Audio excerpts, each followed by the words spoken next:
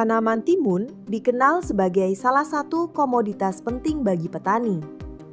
Namun, di balik daun yang hijau dan sehat, ada hama yang kerap menjadi masalah serius.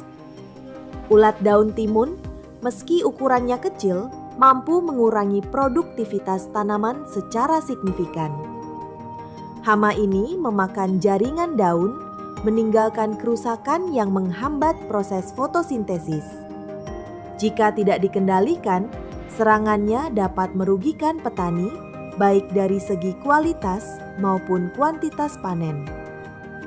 Dalam dokumenter ini, kita akan mengenal lebih dekat ulat daun timun, mulai dari siklus hidup, pola serangan, hingga langkah-langkah pengendalian yang efektif.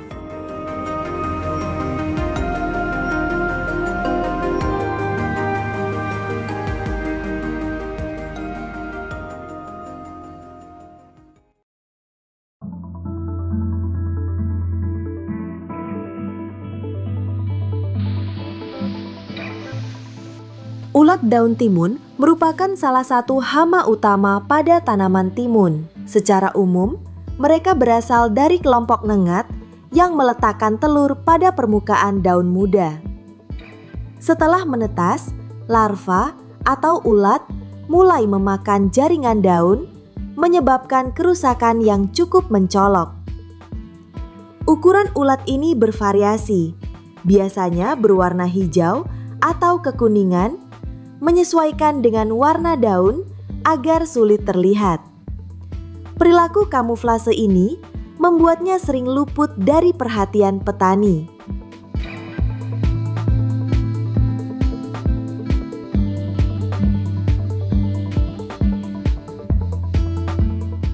Siklus hidup ulat daun timun dimulai dari telur yang menetas dalam 3-5 hari.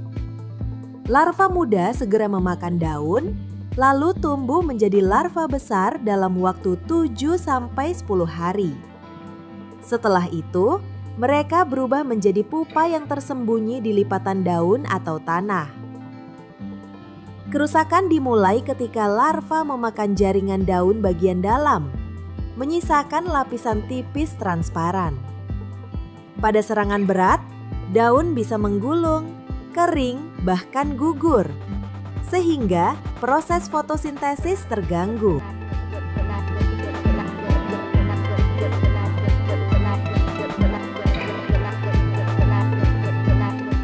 Kerusakan daun timun berdampak langsung pada penurunan hasil panen.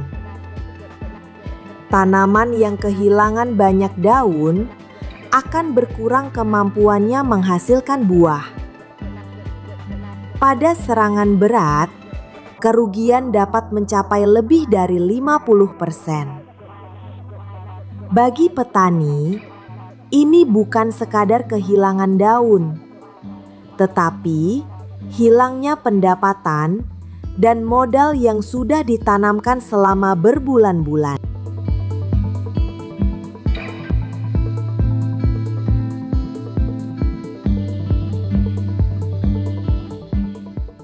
Berikut ini strategi pengendalian ulat daun timun yang efektif. 1. Pengendalian mekanis. Langkah awal yang dapat dilakukan adalah pengendalian mekanis, yaitu memetik dan memusnahkan daun yang tergulung atau terdapat telur dan larva. Cara ini sederhana, murah, dan efektif untuk menekan populasi di awal serangan. 2. Pengendalian hayati. Memanfaatkan musuh alami seperti parasitoid Trichogramma spp atau predator seperti Kepik aureus spp dapat membantu menekan populasi ulat tanpa merusak keseimbangan ekosistem. 3. Pengendalian kimiawi. Jika serangan sudah mencapai ambang kendali, penggunaan insektisida perlu dilakukan. Beberapa bahan aktif yang efektif untuk ulat daun timun antara lain emamectin benzoate, bekerja secara kontak dan lambung, sangat efektif terhadap ulat kecil hingga sedang. Spinetoram atau spinosad. Berbahan alami hasil fermentasi, efektif terhadap berbagai jenis ulat dan aman bagi sebagian musuh alami. Indoxacarp bekerja mengganggu sistem saraf ulat, menyebabkan berhenti makan dan mati dalam waktu singkat. Chlorantraniliprol efektif terhadap berbagai hama ulat, bekerja cepat dan memiliki efek residu lebih lama. Penyemprotan sebaiknya dilakukan pada pagi atau sore hari saat ulat aktif makan. Penting untuk selalu mengikuti dosis anjuran dan melakukan rotasi bahan aktif untuk mencegah resistensi.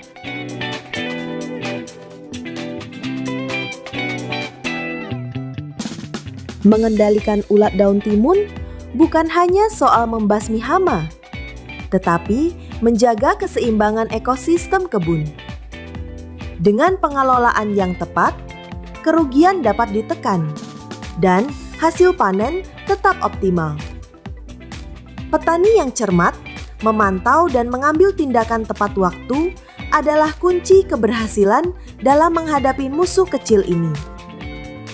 Karena dalam pertanian, keberhasilan tak hanya bergantung pada alam, tetapi juga pada pengetahuan dan kesabaran.